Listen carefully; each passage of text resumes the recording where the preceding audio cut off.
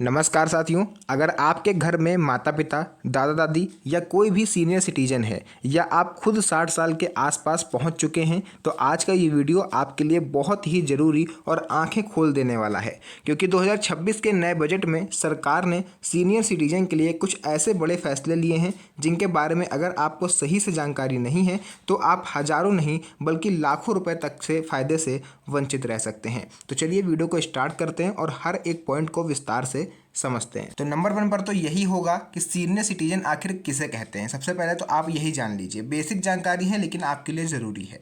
दोस्तों, सबसे पहले यह समझना ज़रूरी है क्योंकि यहीं से आपके सभी अधिकार शुरू होते हैं। पुरुष अगर 60 वर्ष की आयु को पूरा कर चुके हैं तो वो वरिष्ठ नागरिक कहलाते हैं, यानी सीनियर सिटीजन कहलाते हैं। महिला अगर 58 वर्ष की आयु पूरी कर चुकी हैं तो वो भी वरिष्ठ नागरिक कहलाती हैं। लेकिन कुछ राज्य हैं जहां पर महिलाओं की उम्र भी 60 प्लस होने पर ही उन्हें वरिष्ठ नागरिक माना जाता है। तो वो आपके राज्य पर डिपेंड करता है कि आप किस राज्य में रहते हो। अगर आपको कन्फ्यूज़न है तो आप अपने राज्य का नाम कमेंट सेक्शन में बता दीजिए, उसके आगे एज लिख दीजिएगा, मैं आपको मिनिमम एज बता दूंगा। इसके अलावा इस उम्र के बाद आप वरिष्ठ नागरिक कहलाते हैं। आपको बैंक, टैक्स, इलाज और सरकारी योजनाओं में अलग से लाभ मिलने लगता है। कई जगहों पर आपको प्राथमिकता भी दी जाती है, जैसे आप कहीं पर भी गए हो, लाइन लगी हुई है तो आपको लाइन में लगने को नहीं बोला जाएगा, आपको नंबर 1 पर बुला के आपके सारे काम किए जाएंगे। सेकंड जो लाभ है ये थोड़ा और भी ज़्यादा महत्वपूर्ण है, क्योंकि एफडी और आरडी पर 1 लाख रुपए तक टीडीएस आपका गवर्नमेंट नहीं लेती। अब जो भी बुजुर्ग हैं उनकी एफडी तो ज़रूर होगी, जिन्होंने अपनी ज़िंदगी भर की जमा पूंजी की एफडी करा के रखी होगी। तो अगर आपने भी बैंक या पोस्ट ऑफिस में पैसा जमा किया है तो पहले क्या होता था कि कम लिमिट होने के कारण जल्दी टीडीएस कट जाता था, आपका टीडीएस कट जाता था। इसके अलावा अब 2026 में क्या बदलाव हुआ है? बदलाव ये हुआ है कि 1 लाख रुपए तक के ब्याज पर अब कोई टीडीएस गवर्नमेंट नहीं काटेगी, और ये सबसे बड़ी आर्थिक आज़ादी है बुजुर्गों को। इसका मतलब समझिए, मैं आपको एग्जाम्पल के थ्रू बताता हूँ ताकि आप लोग को और भी ज़्यादा ये चीज़ क्लियर हो पाए। अगर आपकी एफडी से साल में 90,000 रुपये, ध्यान से सुनिएगा, 90,000 या 1 लाख रुपए तक का ब्याज आता है एक साल में, तो बैंक आपके पैसे से टैक्स नहीं काटेगा। पहले क्या होता था, जैसे आपका अगर 1 लाख रुपया आता था, है ना, 1 लाख रुपये, तो अब लिमिट हुई है। पहले अगर 50,000 रुपये भी अगर आपका टैक्स वो आता था, क्या कहते हैं, इंटरेस्ट यानी ब्याज, तो उस पर गवर्नमेंट कुछ परसेंट टीडीएस काट लेता था। लेकिन अब सरकार ने 1 लाख रुपए तक की आय, जो आपका ब्याज है, उसको टीडीएस फ्री कर दिया है, स्पेशली सीनियर सिटीजन्स के लिए। इससे आपकी जो कैश इनकम है वो बढ़ जाएगी। रिटायर्ड लोगों को हर साल सीधा फायदा हो सकेगा। तीसरा यहाँ पर आया है किराए की कमाई पर बड़ा फ़ायदा, और ये सभी लाभ 1 अप्रैल से बुजुर्गों को मिलने भी शुरू हो जाएंगे। बहुत सारे बुजुर्ग लोग अपना खर्च चलाने के लिए घर किराए पर देते हैं। किसी ने दुकान किराए पर दे दी, किसी ने पूरा अपने घर का एक फ्लोर किराए पर दे दिया। तो 2026 में नया नियम, कुल किराया अगर 6 लाख रुपए तक का आपका आ रहा है एक साल में तो कोई टीडीएस आपको नहीं देना। पहले क्या होता था कि अगर आपका 3 लाख रुपए किराया आ रहा है एक साल में, ठीक है, एक साल में 3 लाख रुपए किराया आ रहा है आपका, तो उसमें से कुछ परसेंट गवर्नमेंट आपसे टीडीएस के रूप में मांगती थी। लेकिन अब कोई टीडीएस नहीं कटेगा, चाहे 6 लाख रुपए तक का आपका किराया आ रहा हो। उदाहरण के लिए समझिए कि अगर आपको हर महीने 40,000 रुपये किराया मिलता है तो साल का हुआ 4,80,000, इस पर कोई टीडीएस आपको नहीं देना। इससे रेंट पर निर्भर बुजुर्गों को सीधा फायदा होगा और गवर्नमेंट को उन्हें एक भी पैसा नहीं देना पड़ेगा। 70 साल के बाद 5 लाख तक फ्री इलाज। अगर आपकी उम्र 70 साल है या आपके घर में किसी की उम्र 70 साल है तो उनको 5 लाख रुपए तक का फ्री इलाज गवर्नमेंट देगी। आपका आयुष्मान कार्ड सरकार बनवाएगी, 5 लाख रुपए तक का मुफ्त इलाज मिलेगा। अब आप लोग कहोगे मेरा लिस्ट में नाम नहीं है तो मेरा आयुष्मान कार्ड कैसे बनेगा? तो 70 साल से ज़्यादा जिनकी उम्र हो गई है, अगर उनका आयुष्मान कार्ड नहीं बना हुआ है तो सरकार उनका आयुष्मान कार्ड बनवाएगी। केवल उनकी उम्र के आधार पर 70 प्लस होने पर उनका आयुष्मान कार्ड अपने आप बनेगा। खास बात यह है कि अब रिटायर्ड सरकारी कर्मचारियों को भी ये लाभ मिलेगा। पहले यह सुविधा सीमित थी, पहले सरकारी कर्मचारियों को इसका लाभ नहीं मिलता था, उनको अदर तरह से बेनिफिट मिलता था, लेकिन अब सरकारी कर्मचारियों को भी इसमें शामिल किया जा रहा है। इससे महंगे इलाज का बोझ जो है वो काफ़ी कम हो सकेगा।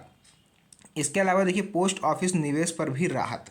जो लोग बैंक की बजाय पोस्ट ऑफिस में निवेश करते हैं, पोस्ट ऑफिस में अपना जो पेमेंट बैंक होती है उसमें पैसा जमा करते हैं, तो उनके लिए भी वही नियम लागू होगा। 1 लाख रुपए तक के ब्याज पर टीडीएस नहीं कटेगा। यानी सरकार ने हर तरह के निवेश को कवर कर लिया है सीनियर सिटीजन्स को फ़ायदा देने के लिए।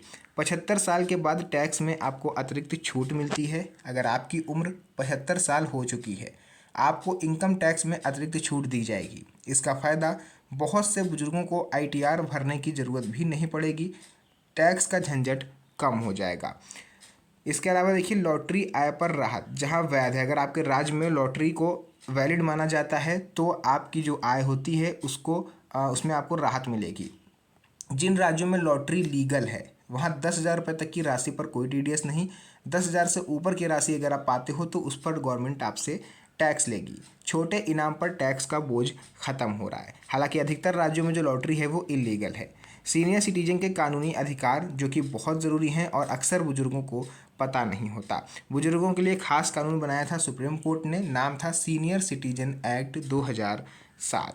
इस कानून के तहत बच्चे या परिवार अगर देखभाल नहीं करते हैं या आपको प्रताड़ित करते हैं तो बुजुर्ग शिकायत कर सकते हैं सीनियर सिटीजन ट्रिब्यूनल में और उन्हें कानूनी सुरक्षा मिलती है। तो मैंने ये पिछली वीडियो में जब बताया था तो बहुत सारे लोगों का कमेंट आया था कि भैया ये ट्रिब्यूनल क्या होता है। ट्रिब्यूनल देखिए एक ऐसी संस्था होती है, इसे आप कह सकते हो ये एक मिनी कोर्ट होता है, स्पेशली सीनियर सिटीजन्स के लिए डिज़ाइन किया गया है। इसमें जो पैनल बैठता है वो सीनियर सिटीजन के ही मुद्दों को उठाता है और उन्हीं के मुद्दों पर उनको जो न्याय है वो दिलवाता है। तो अगर आपके बच्चे आपको प्रताड़ित करते हैं, आपको घर के खर्चे के पैसे नहीं मिलते, दवाई खाना नहीं मिलता, तो आप इसमें शिकायत कर सकते हो। या फिर आपके बच्चों ने आपकी संपत्ति को ज़बरदस्ती अपने नाम पर ट्रांसफ़र करवा लिया है या आपने खुशी खुशी दे दिया था लेकिन अब बेटा बदल गया है तो अब आप सोच रहे हो कि हमें संपत्ति वापस चाहिए, तो भी आप इस सीनियर सिटीजन ट्रिब्यूनल में अपना जो भी आपका फैसला आप जो न्याय चाहते हो वो आपको यहाँ से मिलेगा। आपकी संपत्ति भी आपको वापस दिलवाएगा। बैंक, अस्पताल और रेलवे में आपके अधिकार। सीनियर सिटीजन को कई जगह प्राथमिकता मिलनी चाहिए, जैसे बैंक में अलग लाइन, और मिलती भी है। अगर आप सीनियर सिटीजन हो तो बैंक में आपको कोई लाइन लगने को नहीं कहता। अस्पतालों में प्राथमिकता पर आपका इलाज होता है और प्राथमिकता पर ही आपका जो पर्चा है वो भी बनता है। रेलवे में भी आपको कई तरह की सुविधाएं मिलती हैं, जैसे lower berth quota, wheel chair सुविधा, है ना। रेलवे सीनियर सिटीजन कंसेशन तो पहले मिलता था, अभी फ़िलहाल नहीं मिल रहा है, लेकिन भविष्य में आपको मिलने लगेगा। इस तरह की तमाम आपको सुविधाएं जो सरकार की तरफ से वो दी जाती हैं। लेकिन अगर आपको ये सुविधा नहीं मिलती है तो सिर्फ बोलने से कुछ नहीं होगा, आपको लिखित शिकायत करनी होगी। लोकपाल या संबंधित विभाग को आपको इसके लिए आवेदन देना होगा। तो जो भी चीज़ें थी मैंने यहाँ पर आपको पूरा बताया है। ये थे ऐसे राइट्स जो हर सीनियर सिटीजन को पता होने चाहिए और 1 अप्रैल 2026 से इसमें से बहुत सी ऐसी चीज़ें हैं जिनका फ़ायदा आपको मिलने लगेगा। तो जो भी चीज़ें थी मैंने यहाँ पर आपको पूरा विस्तार से बता दिया। अगर वीडियो पसंद आई हो तो वीडियो को लाइक करके चैनल को सब्सक्राइब जरूर कर लीजिएगा, क्योंकि इस तरह की वीडियोज़ यहाँ पर आपके लिए बनती रहती हैं। तो वीडियो को ज़्यादा से ज़्यादा शेयर करिए ताकि आपके हर उस दोस्त, हर उस रिश्तेदार तक की जानकारी पहुँच सके जो शांति से बैठे हैं और जिनको पता ही नहीं कि उनके आसपास क्या चल रहा है। तो फिर से मुलाकात होगी आप सभी से एक और नई मज़ेदार वीडियो में। तब तक के लिए धन्यवाद। जय हिंद।